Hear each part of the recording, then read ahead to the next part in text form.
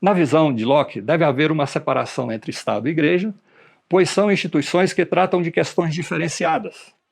O Estado, formado pelo contrato, é uma sociedade política voltada para a garantia dos direitos naturais e sagrados e para o gozo desses direitos, dos direitos naturais vividos em sociedade, não devendo interferir em questões relacionadas à vida futura ou à salvação das almas, pois a Igreja está voltada para permitir a conquista da salvação eterna em um outro mundo. A Igreja é uma sociedade de indivíduos que, por livre-arbítrio, decidiram se reunir para adorar a Deus publicamente, da maneira que julgarem ser a melhor para salvar suas almas. Agora, aqui é importante ressaltar, veja, é um momento, Inglaterra, de guerras religiosas, de confronto com a Escócia, que é católica romana, com a Irlanda, que é católica romana, e mesmo na Inglaterra há diversas profissões de fé. Então o que ele está chamando a atenção aqui é que só é possível, como ele é também um pensador do Estado-nação, só é possível que sejam membros e participantes deste pacto aqueles que professam as fés que são admitidas pelo Estado. Então veja aqui, a liberdade de consciência e de culto deve ser a mais ampla possível. Veja aqui, a mais ampla possível. Significa que ele está falando de tolerância e não de liberdade religiosa. Então a liberdade e a consciência de culto deve ser a mais ampla possível, estabelecendo-se como limite os atentados aos direitos naturais e sagrados. As regras estabelecidas pelo contrato, como necessárias à preservação da sociedade civil e à existência da sociedade humana. Aqui também tem um aspecto de exclusão de outras religiões, e mesmo dos ateus, que são abominados. Desta forma, o filósofo inglês John Locke, que no século XVII deu o primeiro golpe mortal ao conceito de direito divino, ele expôs com muita força que a ideia de que o monarca é detentor do poder divino, de que só a Deus deve prestar conta e a mais ninguém na Terra, era uma ideia recente, uma invenção dos últimos séculos, que foi justamente elaborado pela teologia política cristã romana. Essa ideia do poder divino dos reis. Daí, inclusive, tem aquela dualidade de poder, a Igreja e Roma, o Estado, e para que, de fato, fosse reconhecido como um rei, como um monarca, deveria ter a consagração do Vaticano. Então, essa dualidade de poderes é o que é a ideia básica do poder divino que legitima e que justifica o poder divino dos reis. E aí ele vai dizer que isso é recente. Não se tinha jamais ouvido falar de nada parecido antes que este grande mistério tivesse sido revelado pela teologia deste último século. E remontando à antiguidade, ele afirma que os homens, estando naturalmente livres, iguais e independentes, ninguém poderia ser submetido ao poder político de outro sem o seu consentimento, que nenhuma sociedade civil podia ser fundada sobre uma base que não fosse a vontade do maior número de pessoas. Aqui, em outras partes da sua obra, ele vai fazer referência aqui a Atenas, a chamada democracia semidireta ateniense, e vai fazer referência às populações da América, ou seja, o que nós chamamos hoje as populações originárias na América, que eram o quê? Que viviam livres e que não havia esse poder político impositivo, que normalmente alguns autores chamam de sociedades pré-políticas, as que hoje nós chamamos de sociedades indígenas. A monarquia absoluta, escrevia Locke, que parece ser considerada por alguns como o único governo que deve ter lugar no mundo, é, segundo Locke, incompatível com a sociedade civil. O povo deve ser considerado como tendo todo o poder soberano advindo do contrato. Eu coloquei aqui a palavra povo entre aspas, porque, segundo o próprio John Locke, o povo são aqueles que possuem propriedades. Segundo ele, são os proprietários que têm algo a perder. Se são proprietários e têm algo a perder, ele tem interesse num bom governo. Os que não são proprietários, as mulheres, os jovens, os imigrantes, estão excluídos disso, porque não tem nada a perder. Então não tem interesse num bom governo. Inclusive, o John Locke defende explicitamente a escravidão. Então essa ideia, quando ele fala povo, ele fala homem, ele está se referindo a proprietários. Proprietários de propriedade privada, de terras de riquezas acumuladas.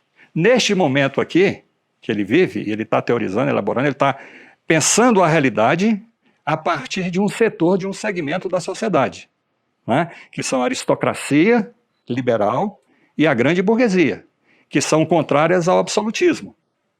E é um momento que está intensificando o processo da acumulação capitalista, né? Da acumulação primária, da acumulação com base no uso da terra, né? Na apropriação da terra, aqui na Inglaterra, né?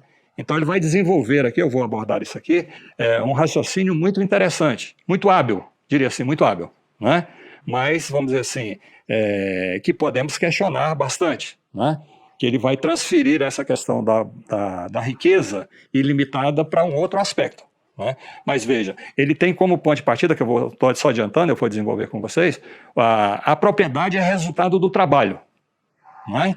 Como também vai ser desenvolvido depois, 4 séculos depois, pelo Max Weber, na Ética Protestante, o Espírito do Capitalismo, que é um livro famoso dele, né, do Max Weber, né, que está justamente nesse raciocínio aqui, que a base da propriedade é o trabalho, porém, mas como explicar que tem riquezas ilimitadas, imensas, e outros não têm propriedade, né?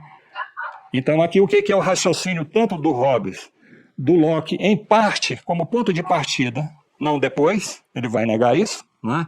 E do Rousseau, o ponto de partida que é uma sociedade que está começando a se industrializar, aonde ter o acesso à terra, a posse ou a propriedade da terra, é o elemento que vai garantir o direito à vida, né? E vai garantir o direito à vida o quê? Através do trabalho.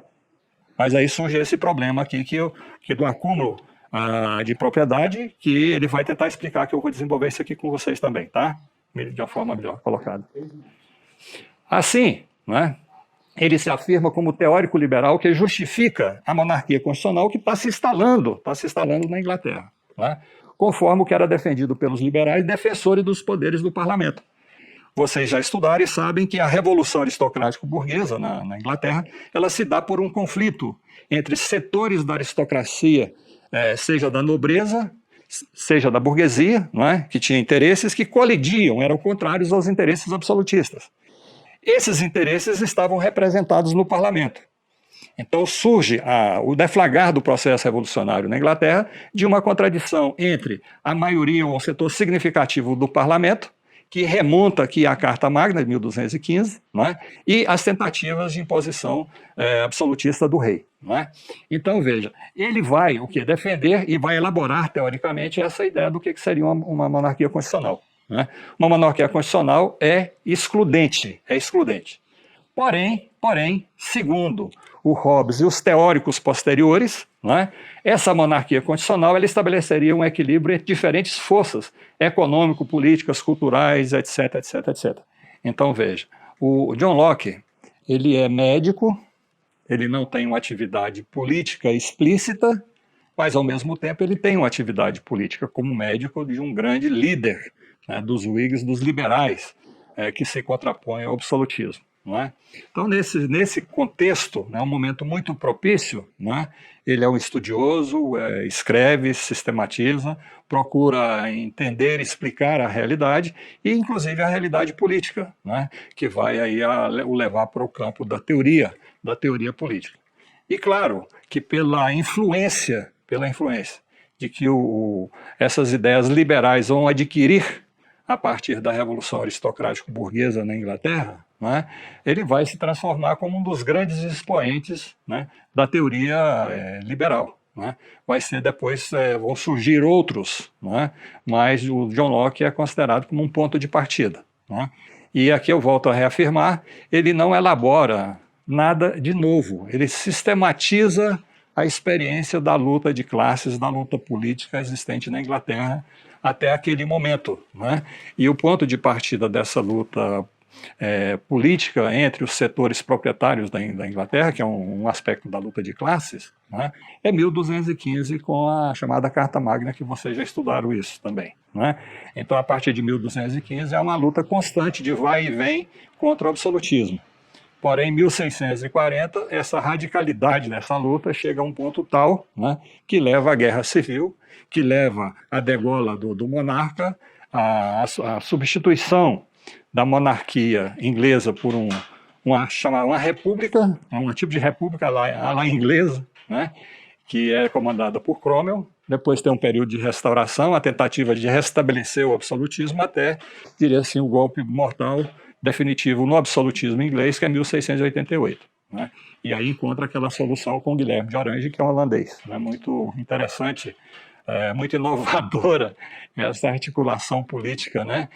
Para encontrar uma solução para os conflitos, né? E superar aquela instabilidade e procurar um governo mais estável, um governo que fala e age em nome dos proprietários de riquezas, que permite a intensificação da acumulação de riquezas, né? Porque a Inglaterra está se transformando, neste momento histórico, numa grande nação, está se transformando num império, né? Segundo alguns, um império onde o sol nunca se põe. Né? Então é nesse contexto que está sendo pensado aqui essa monarquia constitucional por John Locke. Né? E aí ele é apontado como um dos primeiros teóricos do liberalismo e de justificativa da monarquia constitucional. Né? Então, aqui voltando a reafirmar, ele não está criando nada de novidade aqui, ele está sistematizando a experiência da luta política, da luta de classes na Inglaterra. Né? Que é interessante também chamar a atenção quando nós falamos nas revoluções burguesas. Né? As revoluções burguesas, em sua maior parte, elas não são propriamente burguesas. A burguesia é uma classe nova que está surgindo, acumulando forças, que se soma aos setores da nobreza liberal anti-absolutista. Por que vai surgir essas contradições entre a própria nobreza? A nobreza não é uma classe unificada, ela é uma classe, porém ela tem diferenças entre si. Né? Tem desde a pequena nobreza que vive no interior do país, que sobrevive com duras condições de vida, porque ela não trabalha, não se dedica à atividade laboriosa, ela vive da exploração do trabalho do campesinato, mas quando ela não tem terra, não é, em quantidade suficiente, ela tem que se colocar a serviço de um nobre que tem um pouco mais de terras, de riquezas. Não é? Daí vocês observarem que, dentre essa nobreza, não é, nós temos um segmento que é a base estrutural e dirigente dos exércitos que são exércitos mercenários, né, nesse momento, e que é comandado pela pequena e média nobreza. E a nobreza aristocrática, que é a grande nobreza, que é possuidora de terras e que vive próxima ao centro do poder, que é comandado pelo monarca. E o monarca, como ele é absoluto, ele tem o poder de criar a Companhia das Índias Ocidentais, das Índias Orientais, e atribuir o comando dessas companhias para um ou outro setor dessa nobreza que o cerca. Né? Então, dentre essa nobreza, há interesses diferenciados. Se formos pegar aquele princípio básico que nós colocamos, né, baseado em Marx e Engels, né, é o indivíduo. O indivíduo só constrói identidade com o outro a partir dos seus interesses. Né? E reafirmando aqui para vocês, nós todos agimos conforme os nossos interesses. A grande discussão e o debate é quais são os interesses que nós defendemos. Nós agimos motivados por quais interesses?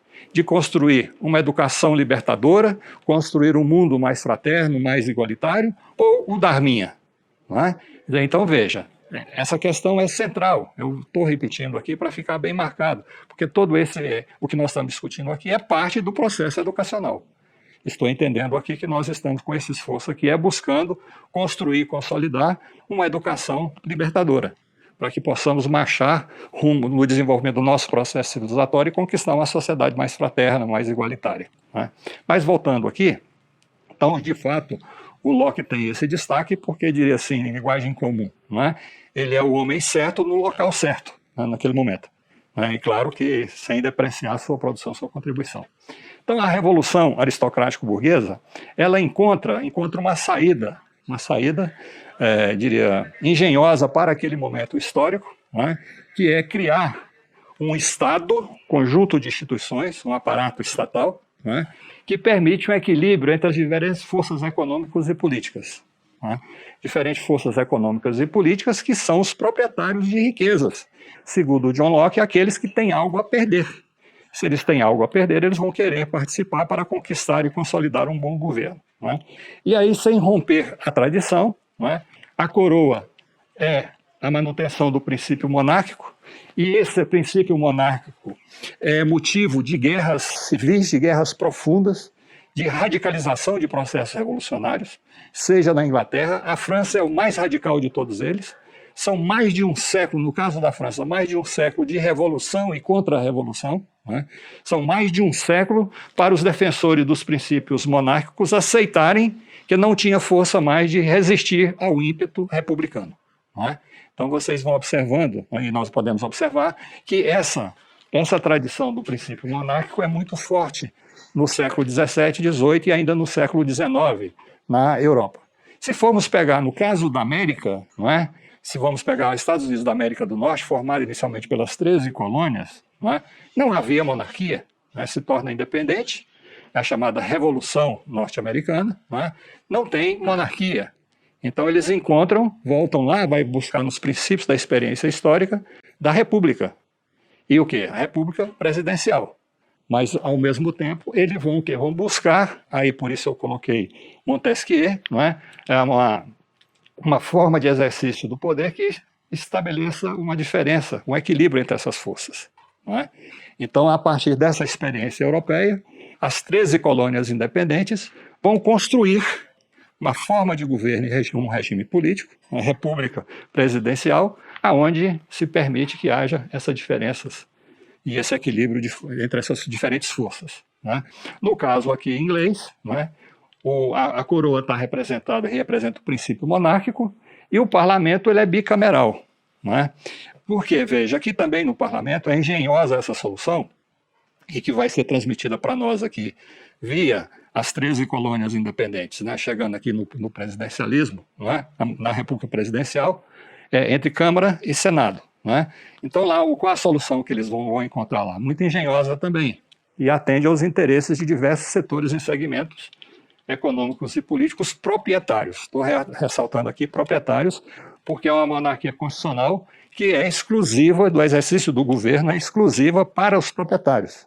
Sejam nobres, ou seja a burguesia em ascensão. Então, esse parlamento, ele é um parlamento bicameral, que tem uma Câmara dos Lordes, que é representante do princípio da oligarquia, ou seja, representa a nobreza de sangue e a nobreza togada, que é aquela nobreza togada, são a grande burguesia, comerciantes, banqueiros que compram terras e compram títulos. Então são detentores de riquezas em grande volume, que permite a ela ter acesso a essa nobreza, mas não é uma nobreza de sangue, ela é uma chamada nobreza togada.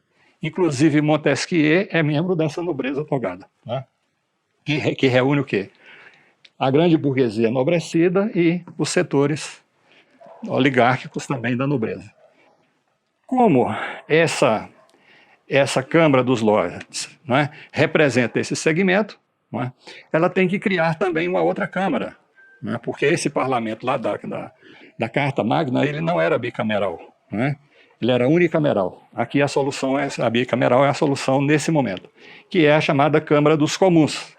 Quem estão representados o quê? A Câmara dos Comuns é o representante da burguesia, da gente, que tem um papel importante no processo revolucionário, que é uma pequena e média nobreza que vai se aburguesando, são grandes proprietários de terra de produção para o mercado, que é inclusive a força dirigente na Revolução Aristocrática Burguesa, eles passam a ter assento na Câmara dos Comuns. E os demais proprietários, porque o voto é um voto censitário. Só tem direito a participar, a votar, aquele que tem determinado volume de propriedades. E aqui há uma separação dos poderes, entre os que elaboram as leis, veja, o parlamento elabora as leis, que não é contrário ao absolutismo, o rei não pode impor leis, então o parlamento elabora as leis, e aqueles que vão aplicar as leis. Quem vai aplicar a lei? É o poder executivo, que é ligado ao poder monárquico, porém é dependente do parlamento. E aqui neste momento há um terceiro poder, que aqui na separação que nós temos é legislativo, executivo e judiciário. O judiciário neste momento ele denominava como federativo. Esse federativo ele é responsável pelas relações exteriores e pela observância e cumprimento das leis. Porém, esse poder federativo, nessa tradição inglesa até esse momento, ele está subordinado ao poder real. porque ele é parte da execução das leis. Então, ele é parte do executivo, não é? Então, aqui é interessante essa diferenciação e como é que ela historicamente chega, essa divisão de poderes elaborada pelo Montesquieu, chega até nós, né? Como 3 poderes. Aqui são, de fato, 2 poderes. O poder monárquico, né, ele é um poder que tem níveis diferenciados de executar as leis, de vigiar pelo cumprimento das leis, né? O parlamento, por ser representante da nação, isso aqui que é o motivo das guerras e da própria Revolução Aristocrática Burguesa na Inglaterra, né?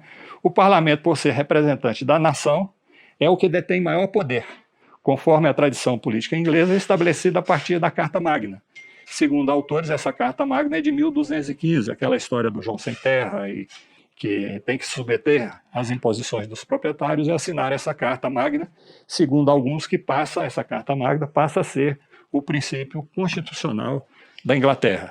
Os saudosistas até hoje dizem que a Constituição inglesa, que é uma Constituição em processo de constante elaboração, a base estruturante dela é a Carta Magna, né? É o desrespeito ao mesmo pelo monarca que levará à deflagração, ou seja, esse desrespeito aos interesses da nação, representado no parlamento, é pelo monarca que levará à deflagração revolucionária na Inglaterra. Essa revolução na Inglaterra ela tem momentos diferenciados, 1640 a 1648.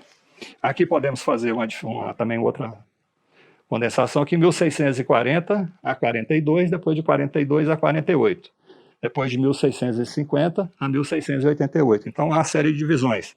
Para quem tiver interesse, no livro que eu indiquei para vocês, Estado e Poder Político, tem um artigo lá onde se tenta explicar todo esse processo de forças, de classes sociais, de luta de classes, né, que permite vocês situar melhor. E ele está postado no YouTube, né, vocês podem ter acesso a esse livro, né. E, posteriormente, a Revolução Gloriosa, de 1688, e a consolidação da monarquia constitucional na Inglaterra, né, que é o primeiro país que consolida a monarquia constitucional, né.